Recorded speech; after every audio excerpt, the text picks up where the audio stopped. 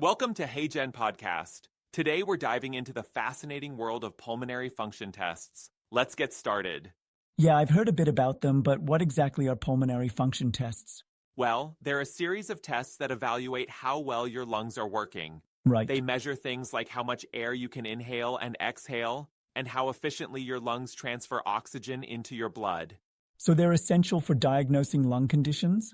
Exactly. They're used to diagnose and monitor chronic pulmonary issues like asthma, cystic fibrosis, and other respiratory conditions. That's really interesting. What types of tests are involved? There are several, but one of the most common is spirometry. You know, where you blow into a tube? It measures yeah. how much air you can exhale and how quickly. Kind of like when doctors ask you to take a deep breath and blow out? Exactly. Right. It can help detect blockages in the airways that might impair breathing. What about lung volumes? How do they fit in? Lung volume tests measure the total amount of air your lungs can hold. It's like seeing the full capacity of a balloon when you blow it up. Got it. And how do they measure that? They have you breathe in and out through a tube, sometimes in a sealed chamber that can detect pressure changes. Oh, interesting. What about the diffusion capacity of the lungs? That sounds complex. It does sound fancy, doesn't it? But it's basically Yeah. measuring how well oxygen passes from your lungs into your bloodstream. And how do they test that? They have you inhale a safe, tiny amount of carbon monoxide and see how much is absorbed. Wait, carbon monoxide? Yeah, but don't worry, it's completely safe. The amount is so small that it won't harm you. Okay, that makes sense. What about measuring oxygen saturation? That's done with a pulse oximeter. You know that little clip they put on your finger? Oh, yeah. It uses a light to measure how much oxygen is in your blood. Right, I've seen that before. Are there other specialized tests? Definitely.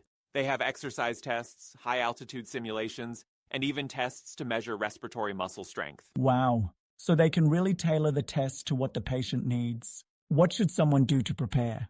Well, it's best to avoid large meals before testing and wear loose clothing.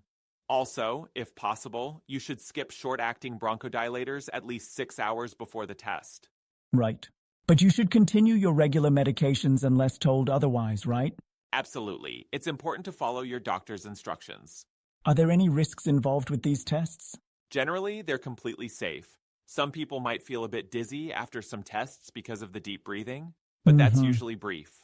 That's reassuring. Are there times when someone shouldn't take these tests? Yes, there are certain situations, like if someone has recently coughed up blood or had chest pain, they might need to wait. Got it. What happens after the tests are done? The results are reviewed by pulmonary specialists and sent to your doctor to help with your care plan. Right. That's great. It's thorough. Yeah, and if anyone needs to schedule a test, they can just call the Pulmonary Function Testing Lab. Do they need a referral? They might. It's best to check with their primary care provider. Makes sense. You know, it's amazing how these tests can provide so much information. It really is. They play a crucial role in diagnosing and managing lung conditions. Absolutely. Thanks for breaking that down.